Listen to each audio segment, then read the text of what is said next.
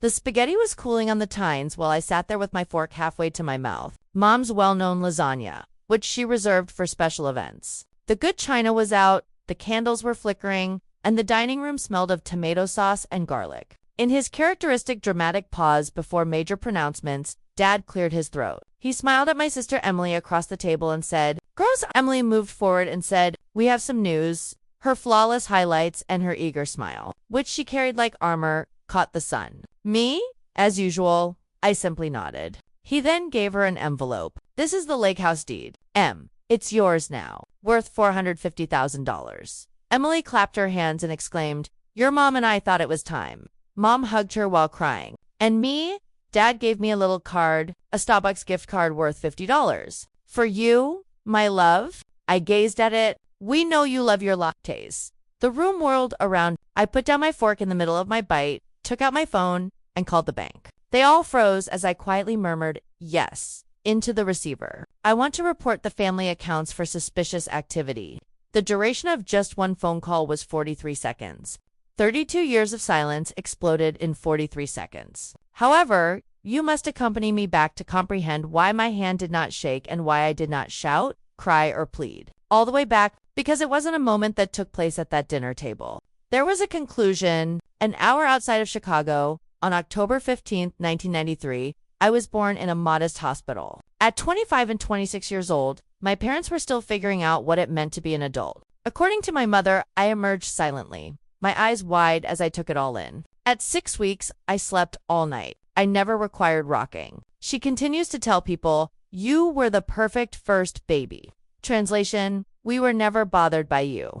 3 years later, on July 22, 1996, Emily came yelling, colic for 6 months in a row. The next feeding, the next diaper change, or anything that would calm her made my parents into sleep-deprived zombies who lived for the next meal. At 3.5, I recall watching Dad pace the living room at 3 in the morning while wearing my footy pajamas and holding my plush rabbit in the hallway, with Emily at his back. He failed to notice me. Nobody did. I padded back to bed by myself after Mom shouted from the rocking chair, "You'll wake the baby." When I eventually murmured, I had a nightmare. I realized for the first time that night that Emily's needs came before my own. 4 years old. Preschool, the scent of crayons, the small chairs, and the gold stars on my drawings were all things I cherished. One day, after winning Helper of the Day, I hurried into the kitchen while holding a paper crown that was awry on my hair. Mom and 1-year-old Emily were playing peekaboo on the floor. "Look, Mommy," I began to sing. She looked up for a brief moment. "It's good, honey," Emily just said. "Mama." The crown was eventually found beneath a stack of laundry. For years, Emily's first words were recorded and played back at every family get-together. My crown? It was crumpled in the trash when I discovered it months later. 5 years old. In kindergarten, I was the first to learn how to tie my shoes. The teacher called my parents and made a big issue out of it. There was supposed to be an award assembly when they arrived. They failed to appear. Mom couldn't possibly leave her since Emily had a low-grade fever, 99.2 degrees Fahrenheit. I stood on stage by myself, holding my small certificate, and looked over the audience for faces I didn't see. Mom was spooning Emily ice cream on the couch when I arrived home. "Look at my huge kindergarten," I said. She said. After that, nothing more. I stood up and ate my own ice cream in the kitchen while holding the certificate. 6 years old. First grade, the class spelling bee was won by me. The one at school. The district one came next. They gave me a $25 savings bond and a medal. My photo was taken by the local newspaper. Instead, my parents framed Emily's finger drawing from preschool. Even now, it remains hanging in the hallway. My ribbon is curled and yellowed in a box in my childhood bedroom. 7 years old, brownies. I sold 487 cookie boxers, highest in the troop. I inquired as to whether the funds might be used for summer camp. Dad answered, "We'll see." 4-year-old Emily wanted to take ballet classes that summer. Dance money evolved from camp money. I never went camping. Every Tuesday and Thursday, Emily spun around in a pink tutu while I stayed at home and read library books. 8 years old. Easter, in the yard, Mom concealed eggs. I discovered 14. I saw Emily bounce away with 20 eggs as I held 8. Emily found 4 and sobbed because it wasn't fair. Mom gave Emily 6 of my eggs so she wouldn't feel bad. I grinned. I was already learning to grin while I swallowed my disappointment. I began taking piano lessons with Mrs. Henderson, who lived next door, that same year. Without being told, I practiced for 30 minutes each day. I performed a perfect rendition of Fr. Elise at the spring performance. And Mrs. Henderson informed my parents that I was truly talented. They gave a courteous clap. After 2 weeks, they informed me that the cost of the lessons was too high. Emily needed a handmade costume because she had recently been cast as a Daisy in the Community theater production of Alice in Wonderland. The piano stopped. Daisy costume, including accessories, costs $180. I never voiced any complaints. It never worked to complain. In order to prevent them from hearing and telling me to stop wasting electricity, I simply practiced on the old upright in the basement when no one else was home for the first 8 years. That is, after 8 years, I realized that my role was to provide space, be kind, and be easy so they could concentrate on the child who needed them more. And things just got worse. 9 years old, 4th grade. I received a solo at the winter concert after joining the school choir. My voice trembled with excitement and nervousness as I trained for weeks. The auditorium was full on the night of the performance. With my heart pounding, I stood in the middle of the platform under the lights and sang "O Holy Night" so pure that the music teacher started crying. There was thunderous applause when it was over. I looked around for my parents' faces. I located them in the back row. Mom recording 6-year-old Emily, who was bored and whirling in circles in the aisle, and Dad checking his phone. I rode home with Mrs. Henderson, and they departed immediately after my solo to take Emily out for ice cream because she'd been so patient.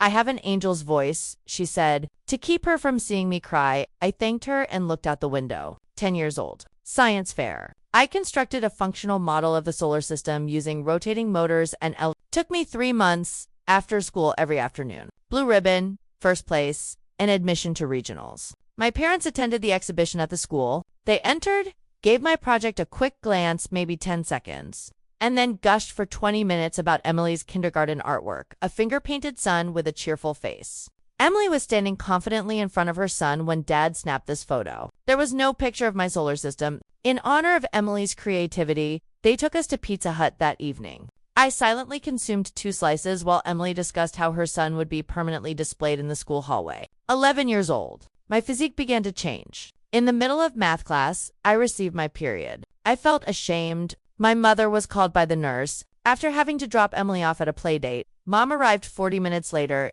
irritated. In the school office, she gave me a pad as if I were a bother and said, "You're a woman now. Figure it out." She didn't give me an embrace. Not a word. No acknowledgement. No celebration. Emily received her first training bra 6 months later at the age of 8.5, far too early.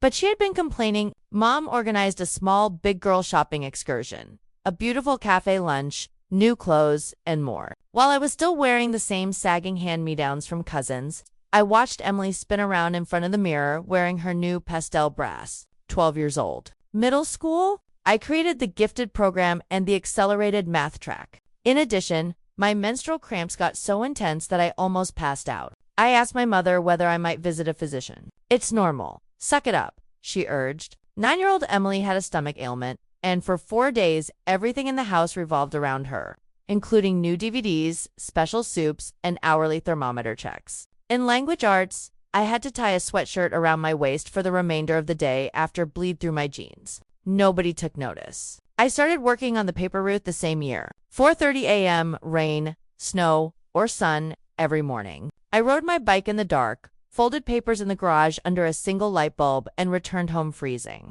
I never saw a statement, but the money went into a college fund that they claimed was for both girls. 13 years old, in a single summer, I grew 4 inches, outgrew Emily, and became the tall, clumsy one. Emily remained small and adorable. "Oh, Emily looks just like your mom," said strangers. I appeared to be Uncle Harold, which no one liked. I signed up for walked 5 miles every day, finished the county meet in 3rd place. Parents did not attend. Emily participated in a cheering competition, primarily standing in the back, grinning as a member of the junior squad. I raced the race by myself, passed out from exhaustion, and took an Uber home since no one picked up the phone. 14 years old, 1st year. I participated in varsity debate. We visited the state. I was named the best speaker. The trophy nearly matched my height. For 2 years, they kept Emily's 8th grade Most Improved Student certificate on the refrigerator. My award was placed beneath the Christmas decorations on a shelf in the basement. I received my learner's permit as well. I took the test after thoroughly reading the booklet, and I received a perfect score. Dad promised to teach me how to drive. On 2 separate occasions, he took me out. Instead of teaching me parallel parking, he spent the classes screaming at Emily to stop kicking the seat because she complained the entire time both times. I eventually used paper route money to pay for driving school. On her 15-and-a-half birthday, Emily received professional instruction. The spaghetti was cooling on the tines while I sat there with my fork halfway to my mouth. Mom's renowned lasagna, which she reserved for special events. The good china was out, the candles were flickering, and the dining room smelled of tomato sauce and garlic. In his characteristic dramatic pause before major pronouncements, Dad cleared his throat. "Girls," he exclaimed, grinning at my sister Emily on the other side of the table. Emily leaned forward and said, "We've got some news." Her flawless highlights and her eager smile, which she carried like armor, caught the sun. Me, as usual, I simply nodded. He then gave her an envelope. Emily clapped her hands and exclaimed, "The deed to the lake house. It's yours now, Em. Valued at $450,000. Your mom and I thought it was time." Mom hugged her while crying. "And me?" Dad gave me a little card, a Starbucks gift card worth $50. I gazed at it and said, "For you, sweetie. We know you love your lattes." The room whirled around. I put down my fork in the middle of my bite, took out my phone, and called the bank. They all froze, as I quietly murmured, "Yes," into the receiver. "I'd like to report suspicious activity on the family accounts." I remember that moment as if it were a snapshot, preserved in amber. But you have to go back in time to see why I didn't hesitate, and why my finger struck the call button without shaking. Long ago. Brick by unfair brick. To the start of the partiality that molded my whole existence, I was the responsible one from the moment I was born, while Emily, who was 3 years younger, played with dolls in the living room.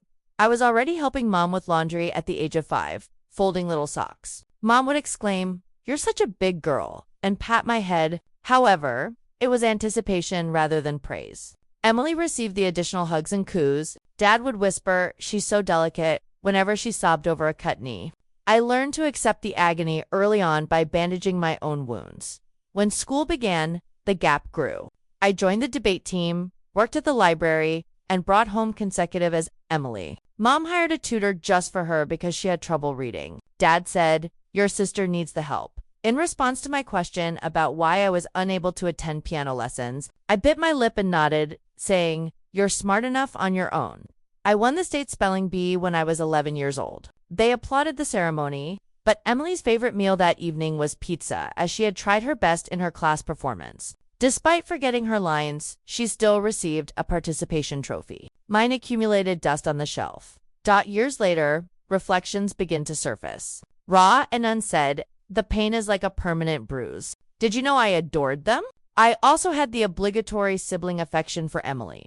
Love, however, cannot take away the pain of being inferior and the continual reminder that her efforts are superior to yours. It became more heated by middle school. I bought a bike and rode it to school every day after saving my money for months. Dad got Emily a brand new, sparkling scooter after she complained about having trouble walking. "She shouldn't have to struggle," Mom remarked. Struggle? I was the one on my rusty hand-me-down, avoiding puddles of rain. I started delivering in the dark mornings at the age of 13 on a paper route. They claimed that the funds went to my college fund. Emily. She received dance lessons and clothes that shone in the stage lights. I cheered from the back row at every recital, but my debate tournaments were ignored. Dad would reply, "We're proud of you both." But he kept staring at her. High school was more difficult. I maintained a 4.0 while working part-time at the diner and taking AP classes. Emily barely passed algebra, partied, and dated the quarterback. My report card received a simple "good job," whereas hers was given a family celebration supper. "She's improving,"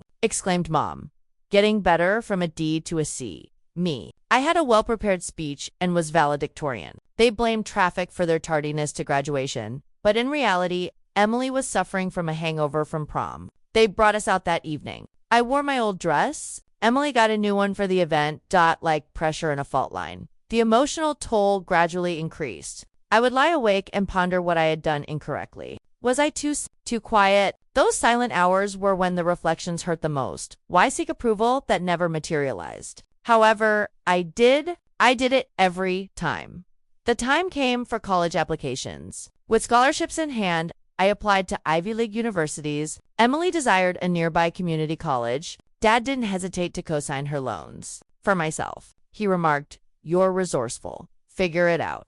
I did, working nights as a waitress and getting a full ride to a state school. After a semester, Emily left, claiming stress. They allowed her to return home without any questioning. Me, after graduating with honors, I immediately got a job in finance. They were busy assisting Emily with her business idea, a shop that failed in 6 months, wasting their money when they called home to share. The playing field wasn't leveled by adulthood. I used the money I saved from sales to purchase my first condo when I was 25. After their one visit, they remarked on the coziness. Meanwhile, Emily's automobile broke down for the 3rd time, and they got her a new one. She requires dependable transportation, Mom clarified. I drove a well-maintained 10-year-old vehicle. The worst times were during the holidays. Emily received jewelry and vacations as Christmas presents, while I received useful items like a blender or socks. You appreciate useful stuff, Dad remarked, beneficial. Similar to me. One, Easter is particularly noteworthy. I made 6 figures when I was 28 and promoted to senior analyst. To surprise them, I flew home. Emily was announcing her engagement when I walked in. There was a lot of activity in the home, including clothing fittings and culinary arrangements. My news. A footnote. Mom replied, "That's nice, dear," as she looked at Emily's ring. That glass-sharp, searing anguish all over again. I helped with invitations and kept a smile on my face. Something cracked inside. Let's go back a year. Emily's marriage, the venue, flowers, and honeymoon were all paid for by them. They dismissed my offer to help. We've got it. However, months later, my automobile broke down and required $2,000 in repairs. Budget better, suggested Dad. I mentally calculated it at that time. I noticed the tilt, but inheritance talks danced about the borders of the lake house they'd loosely mentioned as family property. A litany of slights accumulates in memory. Emily's birthday is extravagant, but mine was ignored once. Vacations. Her schedule dictated the plans, but I went along. Health scares. Emily's flu received 24-hour treatment, and I had a brief visit when I had appendicitis at age 30. Favoritism was no longer subtle. It was ingrained in our family's structure. The pattern is now visible during reflective pauses. Yes, long suffering. But resilience was bred by duty. Without assistance, I constructed my life brick by brick. They coasted on Emily's. That's sentimental contemplation. It has a bittersweet quality. Strength was forged by pain, but at what price? The present day slowly emerged. I was engaged to a nice man named Alex at the age of 32, and I was doing well in my career. With the hope of stability, we had saved for a house. We were invited to dinner by our parents' family announcement. Alex was unable to attend due to a work trip, so I went by myself. The candles, the lasagna. Emily received that envelope, the act, her own $450,000 lake house, my gift card. We thought it was time. What was it time for? The words hung. To make the disparity official, like a wave, the betrayal struck. Not just the property, which was worth almost $500,000, though that was painful. It was the climax. The culmination of years of favoritism in a single act. Skewed inheritance, secure future for her, scraps for me. Despite the raw pain, I refrained from crying. Didn't yell. Remember, action is power. Mid-bite, make a phone call. Bank on speed dial. I oversaw the power of attorney and family trusts from Dad's surgery years ago. Suspicious activity, I said in a steady tone. Emily's gaze expanded. Mom gave a gasp. What are you doing? Dad stumbled and I didn't say. I finished my bite and hung up. I said, dessert. Gently. From there, the suspense and tension increased. Transfers, loans in Emily's name, and withdrawals from joint accounts I had contributed to as a teenager were all noted by the bank. Money on my paper route. Fraud whispers surfaced as she was funneled to her needs. I simply reported the facts. I didn't plan. As I collected documents that evening, a poetic precision of cold detachment set in. Silent flags raised, emails sent to attorneys. The trap descended methodically. The audit came next. It turns out that my parents had indirectly used my credit to mortgage the lake house years. Prior co-signed documents I had forgotten. Forged signatures. Near enough to be investigated. Initially, police involvement was covert, but when warrants were issued, there was a raid energy. Emily's store? Unreported loans were used to fund it. Now public neighbors gossiping, court papers. Shame on them. Dad's golfing friends inquired. The reading group at Mom's fell silent. Social media was ablaze with rumors when Emily's fiancé called it quits. Me, I didn't gloat. I watched from a distance, let the system grind, and refuse their calls. The repercussions grew: penalties and repayments. A lake home has been temporarily seized, and an auction is imminent. They sent one email pleading. Handle it, was my brusque response. Silently, victory arrived. The court decided in favor of an equitable split, securing my half and awarding damages. I bought a house with Alex after selling my share. Garden blossoms, morning coffees, and peace now. Glow bright, gentle, and well-deserved. With dignity, I proceed. Just boundaries. No resentment. Keep it moderate for this simulation, but I'll aim for a long one. Control 12. I sat there with the fork halfway to my lips, the spaghetti cooling on the tines. Mom's renowned lasagna, which she reserved for special events. The good china was out, the candles were flickering, and the dining room smelled of tomato sauce and garlic. In his characteristic dramatic pause before major pronouncements, Dad cleared his throat. "Girls," he exclaimed, grinning at my sister Emily on the other side of the table. Emily leaned forward and said, "We've got some news." Her flawless highlights and her eager smile, which she carried like armor, caught the sun. Me, as usual, I simply nodded. He then gave her an envelope. Emily clapped her hands and exclaimed, "The deed to the lake house. It's yours now, Em. Valued at $450,000. Your mom and I thought it was time." Mom hugged her while crying, and me, Dad gave me a little card. A Starbucks gift card worth $50. I gazed at it and said, "For you, sweetie. We know you love your lattes." The room whirled around. I put down my fork in the middle of my bite, took out my phone, and called the bank. They all froze as I quietly murmured, "Yes," into the receiver. "I'd like to report suspicious activity on the family accounts." It wasn't an impulsive call. It marked the culmination of decades, the end of a life in which I played a supporting role in my own narrative. We must go back in time to understand it. Back in the beginning, when the favoritism began as tiny seeds and developed into thorns that pierced at every opportunity, when I first felt it. I was 5 years old. When Emily was 2 years old, she was playing with her fancy outfits. Every time she whimpered, Mom would pick her up and rock her while kissing and singing. Me. I used my blocks to build towers that kept toppling while playing quietly in the corner. I severely injured my knee after falling off my bicycle one day. A trickle of blood ran down my leg. I stumbled inside without crying. Mom looked up from feeding Emily. In the restroom by myself. I bit my lip to stop the sting and said, "Go clean it up, honey. You're a big girl." Emily later cut her toe on a toy. Ice cream, bandages, and couch cuddles erupted around the home. "Poor baby," said Dad as he carried her to her bed. With my knees aching, I observed from the doorway. I stayed up that night. Why her? I was unable to solve the problem of the raw anguish at the time. It was amplified at school. I picked up reading skills early in first grade by sounding out words from library books. My teacher gave me compliments and wrote me notes. Instead, Emily's finger paintings were pinned to the refrigerator by Mom. "Look what your sister made," she would exclaim. My essays were disregarded, whereas Emily's were scribbles. When I was 7 years old, I started selling cookies at homes as a Girl Scout. Accumulated badges for accountability. I once requested art classes, and Emily received ballet lessons at the age of 4 because she has such grace. "We can't afford both," remarked Dad. However, they might. For her, they could always.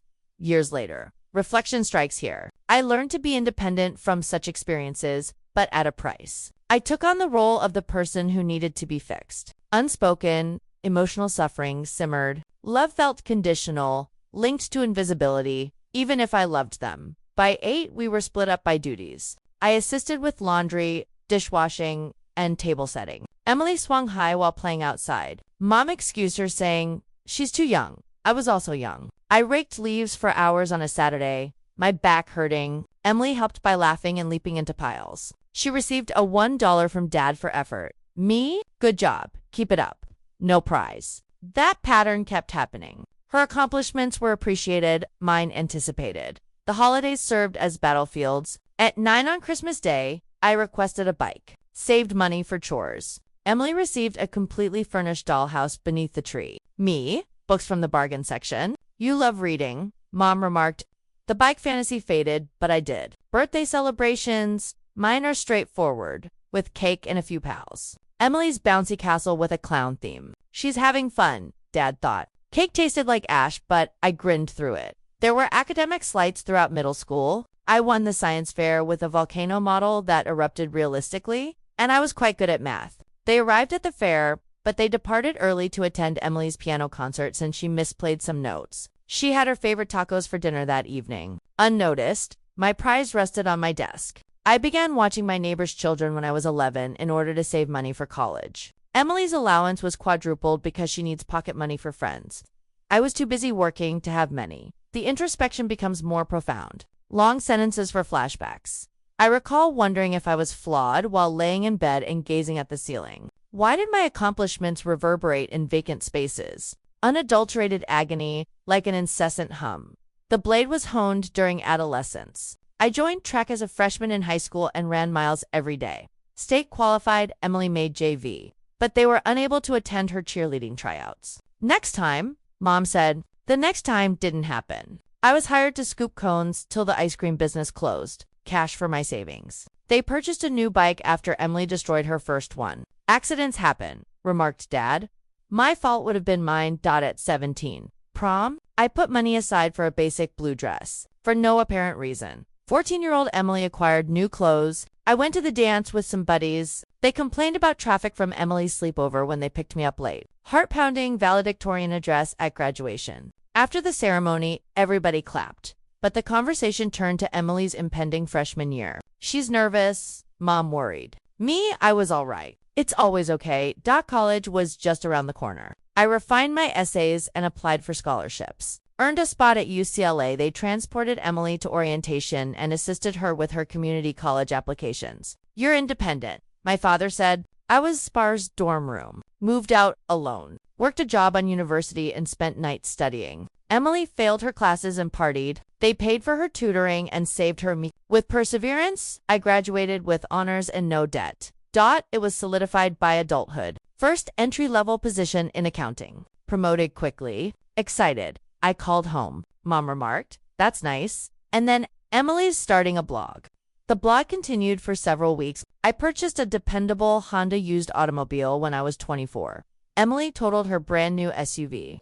Safety first, said Dad. My security. Independently funded. Holidays continued. At 26, I took a plane home for Thanksgiving and prepared side dishes. Emily didn't contribute and arrived late. Emily received a fancy bag for Christmas, and I received kitchen towels as a thank you for her busy life. Practical for you, Mom said with a smile. Realistic? The word hurt. I was sick with the flu at the age of 27. Asked Mom for guidance. After saying, drink fluids, she hung up to take Emily shopping. They spent hours driving while eating soup when Emily was sick.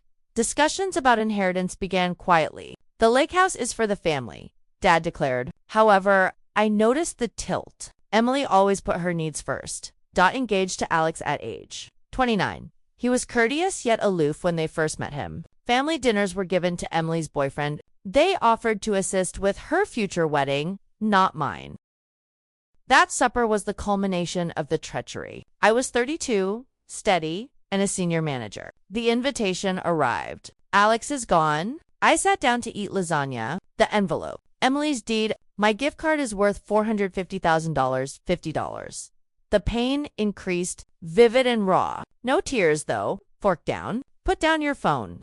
Make a bank call. Suspicious activity. Vague gazed. Dad yelled, "What?" I didn't respond. Took another bite. The stress increased. A bank representative inquired. Calm down. I gave account numbers. Documents studied at home that evening. I managed family trusts.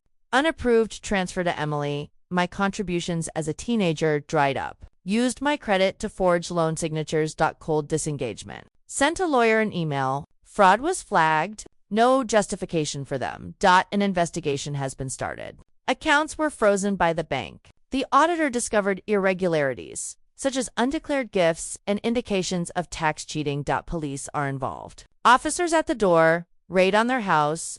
Emily's cries reverberated. Filed public records. A court date has been set. Dad's coworkers were aware of the humiliation. Mom's pals drifted apart. Emily lost her fiancé and her social circle decreased. Court fraud was found. Equitable distribution of assets. My portion, more than $2 to $5K. Purchased the ideal home after selling the lake house half. Now there is peace. Warm coffee in the morning with Alex. Flowers bloom in the garden. Glow brightly and quietly. No regrets. The boundaries are clear. Where are you watching from? Please? Tell me your tale. I'd love to hear it.